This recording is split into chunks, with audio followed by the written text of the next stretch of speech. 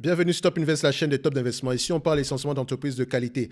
Avons-nous une opportunité d'investissement sur Eiko Corporation? C'est la question à laquelle on va essayer de répondre en se basant sur les états financiers de la compagnie. Ceci représente uniquement mon point de vue et non un conseil d'investissement. Et comme d'habitude, je me réserve le droit de me tromper. Donc, Eiko Corporation, ici, c'est une entreprise, société aérospatiale et électronique qui se concentre sur les marchés de niche. Notamment, les produits Eiko se retrouvent notamment dans les avions, les engins spatiaux, les équipements de défense et les équipements médicaux. Donc, les systèmes de télécommunication. Donc, elle fait à peu près tout ici dans le secteur industriel, ici spécialisé défense aérospatiale. Un tout petit peu médical également.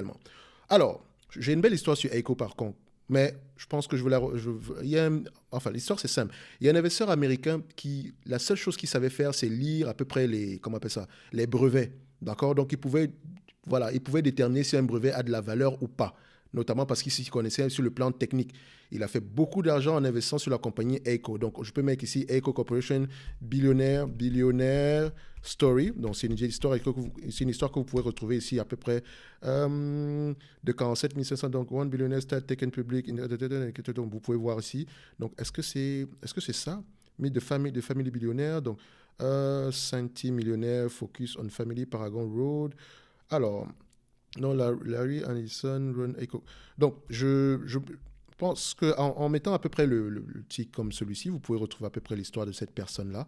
D'accord? Donc, je ne sais pas s'il est billionnaire ou multimillionnaire. C'est la question qu'il faut vraiment qu'on se pose. Ah oui, c'est lui. The greatest investor you are never heard. Donc, le plus grand investisseur dont vous n'avez jamais entendu parler. Donc, c'est lui. C'est cette histoire-ci.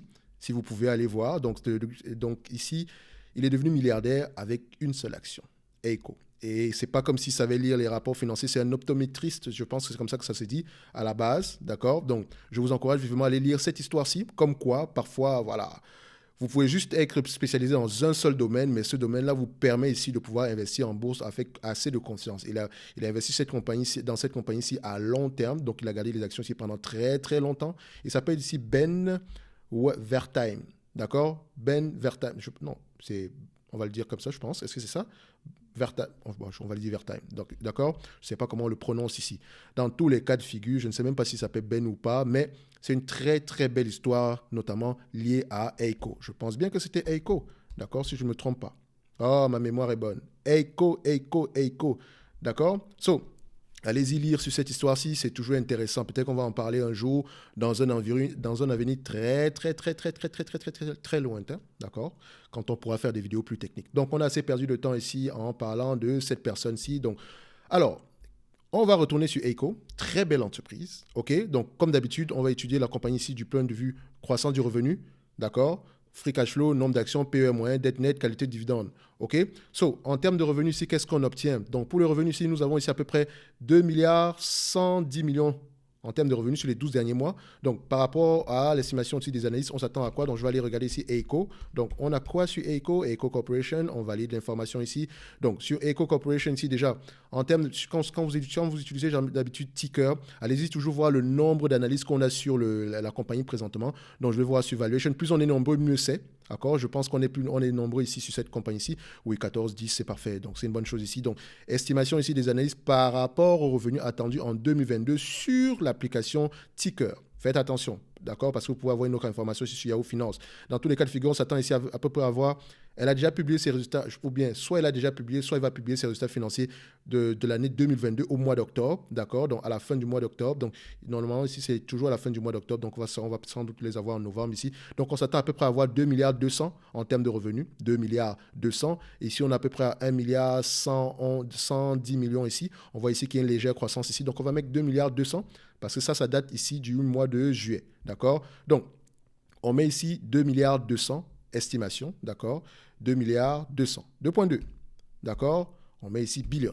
Croissance du revenu à titre d'information uniquement parce que vous savez qu'on recherche uniquement les entreprises ici, même si elles sont de croissance, on veut les acheter à des prix qui n'incluent pas la croissance parce que la croissance, il va représenter ici à peu près comme, ça sera à peu près comme voilà, une marge de sécurité supplémentaire. Évidemment, on peut calculer un prix en prenant en considération la croissance, mais il faut toujours faire attention par rapport à ça parce que la croissance tend à diminuer. Pour comprendre si la croissance va tendre à augmenter, il faut comprendre déjà la stratégie. Et je vous encourage toujours à lire vos rapports financiers avant d'investir sur une compagnie, pas juste les états financiers. D'accord? C'est la différence. Ici, on parle beaucoup d'évaluation quantitative qu'on appelle généralement bêtement évaluation fondamentale. Donc, analyse fondamentale. Ici, c'est de l'analyse quantitative. OK? Le quantitatif plus le qualitatif, ça donne une analyse fondamentale. OK? Donc, pour investir à long terme, vous devez comprendre ce que l'entreprise fait. Donc, ça passe par l'analyse qualitative. Et on étudie le management, la stratégie, voilà, la compétition, etc. D'accord? Donc, ici, en termes de croissance, sur les 10 dernières années, on a une croissance à peu près de 9%, si je ne me trompe pas, 9% par là. Quand on regarde ici, à peu près sur les 5 dernières années, nous avons à peu près 7% de croissance. Sur les 2 dernières années, ici, nous avons à peu près une croissance négative, d'accord? Mais par rapport, oui, sur les 12 derniers mois, d'accord? Sur les 2 dernières années, on prenait en considération les 12 derniers mois ici. Donc, à la même période, à peu près au mois de juin de l'année de 2020 ici. Donc, on a à peu près 5% de croissance. Donc, je pense que la période de Covid étant passée par là, passée notamment aérospatiale, donc c'est la défense, c'est l'aviation, etc. Donc, 2020-2021, ça n'a pas été assez correct en termes de revenus pour cette compagnie ici, mais on est clairement sur une compagnie de croissance. OK? Faites attention à ça. Donc, en termes de croissance, qu'est-ce que je vais prendre ici? Les 10 dernières années, on a à peu près aux alentours de 9% par là. Avant la pandémie ici, on était à 9%, donc je pourrais prendre 9%, d'accord, tout en sachant que les dernières années ici ont été impactées négativement par la période de pandémie. Donc, je prendrais ici 9% à titre d'information uniquement, d'accord? Free cash flow. En termes de free cash flow, qu'est-ce qu'on a présentement? Donc déjà, j'aime bien regarder le gross margin pour ce genre d'entreprise pour essayer de voir à peu près si on a un pricing power. Oui, vous observez ici que le pricing power, 35% ici, 34%. Quand on met à long terme, qu'est-ce qu'on observe? On voit ici que la marge brute en termes de pourcentage a tendance à augmenter. Si on le prend ici en termes de médiane, sur les 20 dernières années, nous avons à peu près 36%, OK. Sur les 10 dernières années ici, nous avons à peu près 37%. Sur les 5 dernières années ici, nous avons à peu près 38%. Donc, la marge brute augmente. Donc, on a un léger pricing power ici. Parce que si vous regardez à peu près ici les marges nettes, donc marge nette ici, en termes de marge nette ici, qu'est-ce qu'on voit? Sur les marges nettes ici, qu'est-ce qu'on voit? Une croissance des marges nettes. Donc, on a une entreprise qui a un pricing power. Donc, les produits qu'elle vend ici sont très recherchés. Donc, le consommateur final n'hésite pas à payer un tout petit peu plus cher. Parce que dans le domaine de l'aviation, l'aérospatiale, la défense, on veut des produits fiables. OK? Très fiable. Donc, c'est de la haute technologie. D'accord? Ici, 10% de marge. Sur les 5 dernières années, ici, on a à peu près 15% de marge, même si on marge ici à 16%. Donc, il faut également aller voir les net income, les net income en termes de volume. Donc, net income ici en termes de volume, on les prend également, on compare avec les free cash flow, parce qu'on préfère les free cash flow ici. C'est une compagnie américaine, mais sur les compagnies européennes, il faut toujours prendre cela avec des pincettes. D'accord? Il faut même toujours interroger les free cash flow. Donc, on a toujours tendance à avoir des free cash flow assez en ralenti. On a des free cash flow qui sont généralement plus élevés que les net income ici, ok, notamment parce que peut-être qu'elle déprécie plus en capital qu'elle en a réellement besoin, d'accord? Donc ici, on regarde EICO du point de vue free cash flow. Quand on arrive ici, à peu près, qu'est-ce qu'on nous montre ici avec la tendance des free cash flow à long terme ici sur cette compagnie ici? Donc ce qui s'est déjà passé, d'accord? Les rate free cash flow, donc je compare ça ici avec les net income par là, juste pour aller voir ça ici, net income. Je mets ça ici en histogramme. D'accord, je mets ça. Donc, qu'est-ce qu'on obtient? On obtient quelque chose qui se rapproche plus du 16% par là, même si les free cash flow ont tendance aux alentours des 17%. Alors, je prends 16%. D'accord? Il n'y a pas de risque de me tromper à 16% par là, que ce soit 16, 17, donc je prends 16%. OK? On s'entend que les net income sont aux alentours déjà de 16%. Les free cash flow sont généralement plus supérieurs au net income. Donc, faites attention. Donc, je mets 16% ici. Donc, en termes maintenant de nombre d'actions, est-ce que nous avons un nombre d'actions qui augmente ou bien qui diminue ici? Qu'est-ce qu'on observe? Plutôt une stabilité. 138 millions ici, à peu près. Donc, on va mettre 138 millions ici. Donc, je pense que c'est une entreprise qui fait également des acquisitions ici, si je ne me trompe pas. Parce que avoir un nombre d'actions qui est aussi stable, je pense qu'il y a des acquisitions qui passent également par là. Oui, elle fait beaucoup d'acquisitions. J'aime ça. Donc, ça, les acquisitions ici sont complétives, ici, donc à peu près. Donc, elle fait beaucoup d'acquisitions. Il faut également faire attention avec les acquisitions. Tout n'est pas bon, d'accord? Donc, on fait les acquisitions. Donc, c'est pour ça qu'à peu près le nombre d'actions à peu près ça, parce que c'est une entreprise qui peut racheter ses actions ici massivement. Donc, 138 millions d'actions ici, en tout cas sur le dernier trimestre. Ça peut être moins, par exemple, ici, quand ils vont publier leurs résultats financiers ici. On a le nombre d'actions. Qu'est-ce qui nous manque? Il nous manque ici quoi? La dette nette. Dette nette. Donc, on est ici, dette nette. On a combien? Dette nette, on a combien? À peu près 112 millions. 112 millions ici en termes de dette nette, c'est presque rien. Voilà, 16% déjà à peu près 16% ici de 2 milliards. On a près de 300 millions. Donc, voilà, c'est juste à titre d'information. Donc, moi, je n'aurais même pas pris de dette nette ici parce que c'est insignifiant. OK, qualité de dividende ici. Est-ce qu'on verse un dividende? Oui, 0,01 D'accord? Je sais que certains vont dire, ouais, mais c'est trop petit, c'est trop petit. Le dividende, il ne faut pas le regarder comme ça. Je vous ai toujours dit que le dividende, c'est ce que vous pouvez obtenir si on vous reverse la totalité des free cash flow. Ça, c'est le dividende potentiel. En date d'aujourd'hui, vous voyez que c'est une entreprise qui augmente ses dividendes année après année. Certains aiment bien regarder ça ici, donc, mais c'est peut-être insignifiant ici aujourd'hui. Mais prenons juste un exemple. On a 2,2 milliards espérés cette année-ci. 16% de ce montant, si ça représente combien? 16% de ce montant-là, ça représente 352 millions. 352 millions divisé par la capitalisation boursière actuelle, qui est à peu près de 19 milliards 450. 19 milliards 450 ici, ça vous donne combien? OK, ça vous donne à peu près 1,80%. C'est-à-dire que si cette compagnie-ci vous verse la totalité du dividende, la totalité des free cash flow ou bien des net income en dividende, vous aurez un rendement de 1,80%. 1,80% dès aujourd'hui, ce qui veut dire que techniquement, si vous apprenez que cette compagnie-ci a augmenté son dividende de 16 000%, non, pas 16 000%, de 1600%, parce que 1600%, donc si on multiplie ça par 100, de 1600%, ça veut juste dire que elle va vous donner un rendement ici de 1,80%. OK? Donc, ceux qui sont souvent... qui s'intéressent beaucoup à la croissance dividende, comme quoi, oui, l'entreprise a eu une croissance de 20%, a une croissance dividende de 20% par rapport à la dernière année. C'est extraordinaire. Ça fait 5 ans qu'elle augmente son dividende ici de 20% en moyenne. Excusez-moi. Si l'entreprise ne fait plus de free cash flow, enfin, n'a plus de croissance, admettons que pendant les 10 prochaines années, elle choisit de vous donner la totalité de ses free cash flow, en tout cas sur les 10 prochaines années. D'accord? Donc, elle va augmenter graduellement. Ce qui veut dire qu'en année 2022, vous aurez à peu près une croissance des dividendes ici d'à peu près d'une moyenne de 32% par là. 32%, donc en moyenne, 32% de croissance ne va pas aller au-delà de 1,80% en prenant en considération l'achat de l'entreprise en date d'aujourd'hui. D'accord? D'où l'importance généralement de regarder la croissance et de regarder le dividende du point de vue du free cash flow, du net income, si on me reversait la totalité des free cash flow. Donc, si cette entreprise était un immeuble en date d'aujourd'hui, quand vous l'achetez à 50 fois les loyers. D'accord? 50 fois les loyers. Pourquoi? Parce que quand on fait 1,2, enfin 50 fois à peu près les loyers, donc parce que quand on prend 100 ici divisé par 1,8 par là, vous aurez à peu près un PER de 55.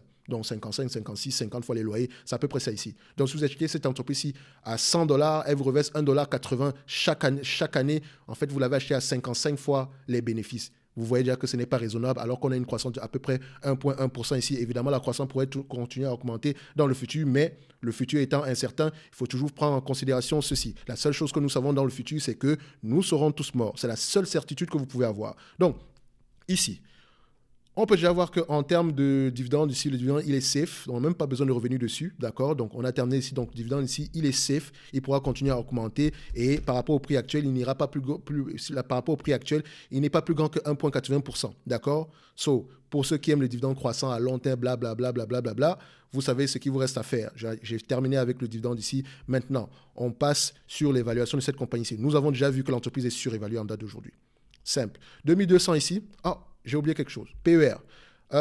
Vu la croissance ici, vu l'industrie dans laquelle l'entreprise opère, également, si on regarde également ce qu'elle fait réellement, on peut se dire que, vu qu'on a pris les free cash flow ici, c'est une entreprise qui va se négocier à des PER maximum de 25 fois les bénéfices. Et quand on va dans une économie où les taux d'intérêt augmentent, on a toujours une alternative, c'est-à-dire que cette compagnie-ci, je ne paierai pas, maximum c'est 20 fois les bénéfices, 25 fois les bénéfices. Mais vous voyez ici qu'en moyenne, sur les 20 dernières années, on a 20 fois les bénéfices. En moyenne, donc c'est bien. Le marché nous montre ici que oui, maximum, je paye 20 fois les bénéfices. Donc je vais prendre deux hypothèses. L'hypothèse à 25 fois les bénéfices, d'accord? Et l'hypothèse à 20 fois les bénéfices, ok? Donc, tout est fait. Maintenant, on calcule, ok? 2 milliards 200. 2 milliards 200. 16% de ce montant-là, c'est combien? 16%, c'est à peu près 352 millions. Multiplié ici par 25 fois les bénéfices, d'accord? Moins la dette nette, presque insignifiant. On va le laisser, on le laisse. Bon, vous aimez la précision. Moins 116 millions.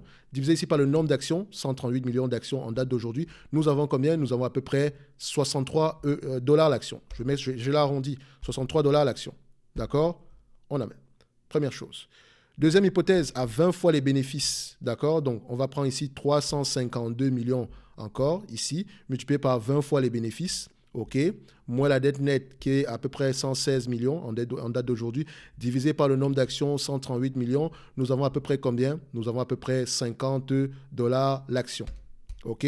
Admettons qu'on est gentil, c'est une entreprise qui continue à avoir une croissance à peu près de 10% sur les 5 prochaines années. Soyons gentils, d'accord? On va se dire ici que c'est une entreprise ici qui va se négocier par rapport au prix actuel si on prend notre fourchette élevée ici parce que le marché est totalement fou et que le marché étant imprévisible, on peut se dire qu'il y a des entreprises qui peuvent rester surévaluées pendant très longtemps, d'accord? Donc on peut se dire ici qu'on ne paiera pas plus de 101 $ l'action pour cette compagnie ici avec les marges actuelles, d'accord? Sauf si elle a peut-être des marges de 32% plus tard. Mais l'entreprise est surévaluée. Ce n'est pas une entreprise qui va m'intéresser à moins, je dis bien, à moins de 100 $, elle va pas à moins de 100 $. Donc, tant qu'elle n'est pas aux alentours de 100 $, ça ne m'intéresse pas du tout. Parce que je sais que 100 $, c'est vraiment la fourchette haute. Haute, d'accord? So, ici, idéalement, je dis bien idéalement, c'est une compagnie que vous devez regarder aux alentours de 50 $ l'action. Vous allez me dire, ouais, mais regarde, 50 $, ça ne va jamais arriver. Ouais, on s'en fout, ça n'arrive pas, on n'achète pas. C'est tout. Enfin, je parle pour moi, hein, parce que vous faites ce que vous voulez avec votre portefeuille. OK? Mais littéralement, ici, si cette compagnie-ci, c'était un immeuble, vous aurez eu un rendement maximum de 1,80%. Ajoutez même la croissance à cela. Si on prend à peu près en considération la croissance, à peu près 10% sur les 5 prochaines années, si ça représente combien? Pas plus que 2,88%. Donc, ça dit qu'en l'achetant ici aujourd'hui, vous payez peut-être un PER futur de 30 fois les bénéfices. D'accord? Donc, ce n'est pas exceptionnel. C'est vraiment pas exceptionnel, surtout quand on vous vend du méta que personne n'aime, d'accord? Parce que tout le monde pense au métavers, notamment, alors que la partie comment on appelle ça, publicité est encore là. Elle ne va pas mourir du jour au lendemain. Et Facebook est là pour durer, n'en déplaise à certains, d'accord? So, je dis, je ne paierai pas pour ce montant-là. Donc, Eiko, excellente entreprise, mérite être dans n'importe quelle watchlist, dividende, aristocrate ou je ne sais pas quoi, mais dans tous les cas de figure, au prix actuel, non et non. Sauf à peu près si vous aimez juste avoir Eiko en portefeuille, d'accord? Mais je ne sais pas ce que le marché va faire demain ou pas, mais à long terme, tôt ou tard, on finira ici par revenir sur les fondamentaux, d'accord? So, ceci n'est que mon avis et non un conseil d'investissement. Et on se donne rendez-vous sur la prochaine vidéo. Comme d'habitude, je me réserve le droit de me tromper. Eiko, belle entreprise, mais on l'attend aux alentours des 63-50 $ l'action. OK? Est-ce que ça va arriver un jour? C'est déjà arrivé plusieurs fois. D'accord? Ceux qui l'ont acheté aux alentours de 2020 par là, franchement, commencez à réfléchir, peut-être diminuer la position ici. Mais actuellement, moi, je serais voilà, pas tout du tout serein de garder cette entreprise, surtout quand on est assez précis. Si on était encore à 100 $, j'allais comprendre, mais à 163, bon, j'espère qu'elle aura de bons résultats l'année prochaine, parce que cette année, semble-t-il que ça va être bon, mais l'année prochaine, je ne sais pas. Dans tous les cas de figure, c'est que mon point de vue, et non un conseil d'investissement, et on se donne rendez-vous sur la prochaine vidéo. Merci.